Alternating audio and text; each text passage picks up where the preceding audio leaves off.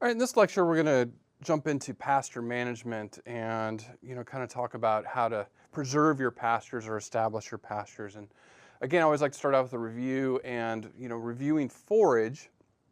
Again, a well-maintained pasture can help the horse or donkey or mule meet its daily forage requirement. So that's really the purpose of pastures. Now, some of the benefits of having a well-maintained pasture is it's going to reduce your feed costs. You're not going to go out and have to buy lots and lots of hay all the time year-round.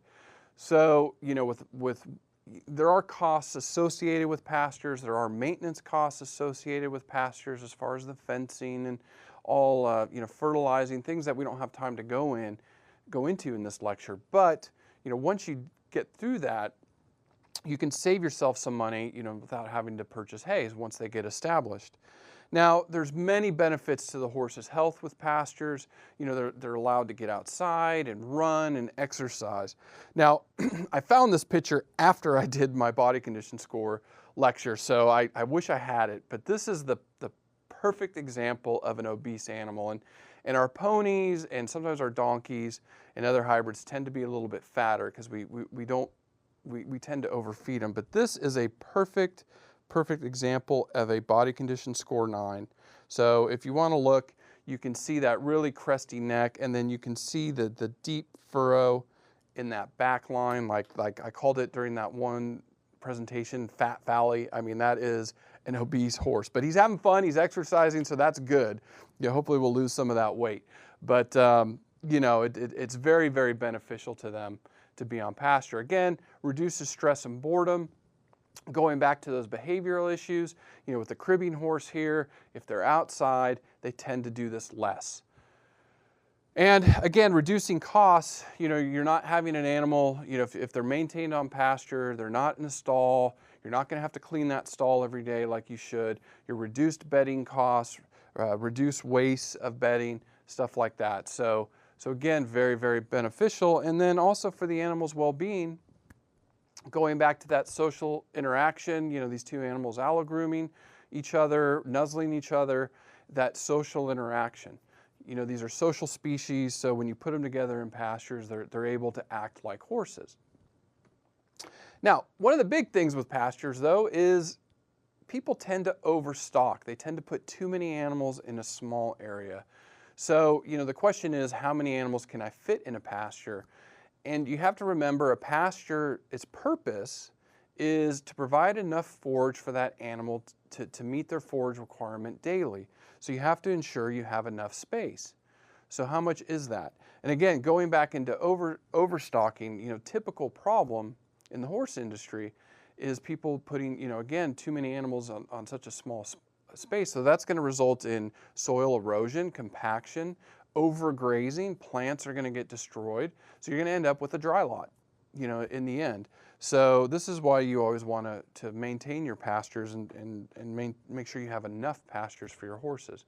And that's why management's so important. So if we look at the rule of thumb guidelines, so this is what we always teach our students and our horse owners. So typically you should provide 2 acres per adult horse, or 1 acre per yearling pony or a donkey. A smaller equid, you would put them on 1 acre. So how big is that? Well, for us in the United States or in the Americas, that 1 acre is equal to an American football field. Or for the other folks in the world, the 0.8 hectare is going to be equal to about half the size of a soccer pitch, or what you call football. So that's what you're looking at with an acre. Now, this is obviously going to vary, and your environment or your region of the world is going to be dependent on how much acreage you'll need. So in drier parts of the world, or in deserts where plants are more sparse, more spread out, you're going to need more acres. You could need some upwards of 8 to 10 acres per horse. Or if you're in a very hydrated part of the world where things grow plentiful, I mean, down here in Florida, we get lots of rain. Typically, our pastures are green most of the year. You may need 2 acres, maybe not a little less, but we'll maintain that 2 acre rule. time of year is going to dictate, and we're going to get a little bit more into this here in a minute. But here you can see your warm and cool season grasses. So you have some peaks here, and then you have some valleys here. So, during those valleys, you may need a little bit more acreage if you're maintaining them on pasture and not providing any hay. So that's going to have an effect. And then weather patterns. Drought is something that we all face throughout the world, especially with the climate being kind of crazy as it has been lately and here in the United States. So your pastures are not going to grow as well. Your plants aren't going to grow as well during times of drought. And unless you can irrigate, which does become a problem during drought, you're going to have to increase that acreage. And I've dealt with some severe drought here in the southeastern United States, and it was very, very difficult for horse owners to maintain and save their pastures and also find hay, because everybody else was looking for hay to supplement their diets. And it was really kind of a critical period, a few years ago with that. So always be prepared for those really dry times. Now, we'll talk about different forages in a pasture that you may have. It's always recommended that you have a mix of grass and legume plants, which we'll talk about some different ones. And then you want a combination of warm and cool season plants. And we'll kind of talk about what that means.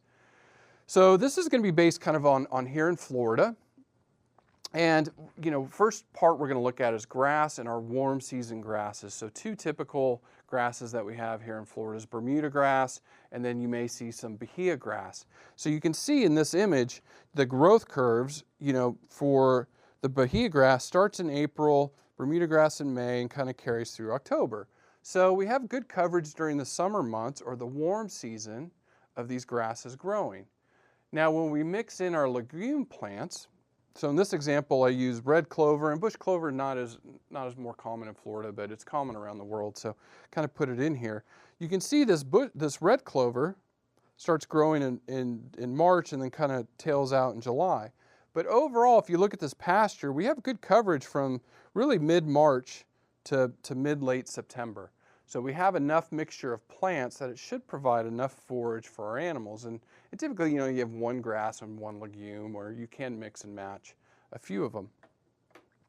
Now we have to start looking at our cool season plants. So we'll start with our cool season grasses, and ryegrass is pretty common here in Florida.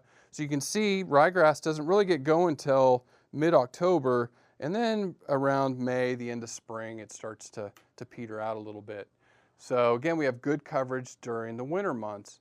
Now, if we add in our legume plants, our cool season legume, so in this example is white clover, you can see white clover starts beginning in September and then kind of grows through, similar to ryegrass, into May.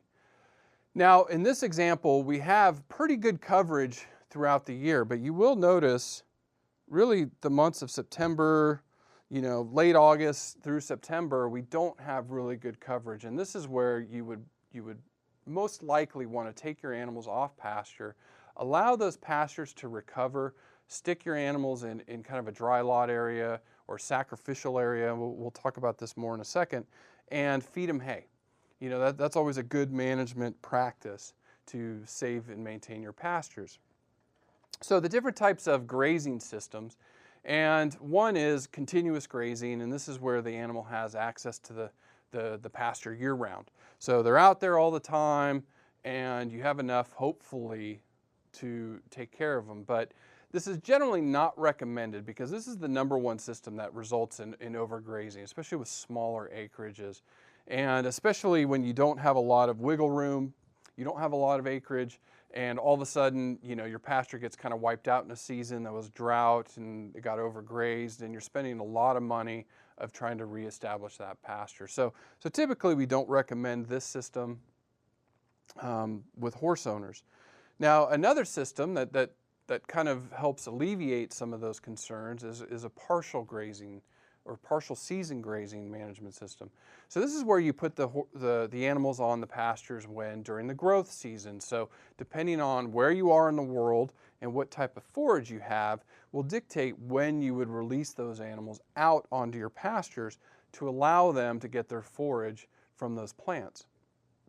Now again, this is a good management tool is when you're not during the growth season, they're off pasture in like a dry lot area where you provide them hay. So they're still getting daily forage, just in a different form than their pasture. And then this kind of rolls into another different type of partial season or limited turnout time. And since the behavior week, when we talked about horses need to be turned out daily, this is one management system is you turn them out to the pastures for a limited amount of time per day. So some people, they'll release them in the morning when they get home. In the evening, they'll bring their animals in. Some people only put them out for a couple hours. And you can see from this example here, these horses are limited turnout because they're fenced in. You can see that fence all the way around them. And that's just they're turned out to that portion of the pasture, allowed to graze, and then either shifted or brought in. Now, this is also a very, very good management system for especially those lush time of years. So let's say, for example, you've had an animal that's been eating dry hay throughout the winter months, and then bam, it's spring, everything's greening up, lots of moisture in those plants, a lot of energy, they're very energy dense. You turn your animals out, and if you don't bring them in, they can get too many nutrients and overwhelm that digestive tract, which can lead to laminitis and colic and some other disorders. So this is an ideal system, especially early in the spring, where you turn them out for a limited amount of time, bring them in, and then adjust them, which we'll talk about, especially with the colic lecture, on their new diet. Now, rotational grazing is the #1 recommended system, or the most recommended system to manage your pastures. And this is where you take your acreage and you divide it up into small pastures, okay? And then you're gonna turn the animals out when the forage reaches about 6 to 8 inches. So here, you would turn them out, allow them to graze until most of the forage is down to that 3 to 4 inches, or you can see there in centimeters. So it's always good to have a ruler that you can go and measure your forage or your grasses and plants to get an idea of how high that is. And then you take them off. So you let them out, let them graze, take them off, and rotate them to the next small pasture.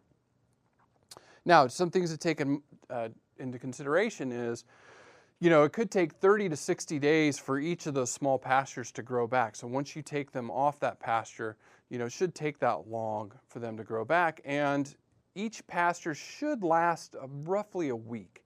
So you put them out there, that acreage should last that animal about a week, and then you can rotate them to the next one. And then hopefully by the end, you're able to rotate them back to the first pasture that they started on. Now, if the plants haven't grown back tall enough yet, don't stick them back out on the pasture. Stick them in that sacrificial area that you have and give them some hay and allow those pastures to rest. So in this example, you can see, in this picture on the left, you have 1, 2, 3, 4 pastures, and then you have this kind of corral area. So you would rotate your animals, through that system, and then if the pastures weren't recovered sufficiently, you stick them in that corral system until they have, then you can release them again and start, going through that rotation. So that's the ideal system, and really it takes a lot of playing with, in your own part of the world or your own acreage to get an idea of what's appropriate. Now, just some final tips on pasture management. You want to clip or mow your pastures so there's even growth. Horses will typically go and eat the more succulent plants, the better tasting plants, which is generally the younger plants. So if everything's kind of at the even height, they can't really selectively graze. You do want to, what we call harrowing or dragging your pastures. So you want to go out and, with the manure buildup, when you do this, it helps break up the manure balls and, exposes those parasites that are in there to the environment, so they die off. So that's always a good management tip. You want to identify and remove any poisonous plants to your particular part of the world. So, this list may not be representative of where you are in the world. So you want to make sure that there are not those poisonous plants in there. Now, I will say, the equids typically don't go out and eat poisonous plants or look for poisonous plants to eat. You always get that crazy animal that doesn't want to live anymore, and they will, find that poisonous plant. But generally, they won't. Where this becomes a big problem is either with overgrazing or during times of drought when they have nothing else to eat. And it's either I starve or I eat this horrible tasting plant here. So they tend to eat the horrible tasting plant, and then they get sick, and then we have problems. So if they don't have that option, that's always good. Now, things like, spreading manure. I know that doesn't sound fun, but it's a typical practice in the equine world, and you can see a manure spreader there.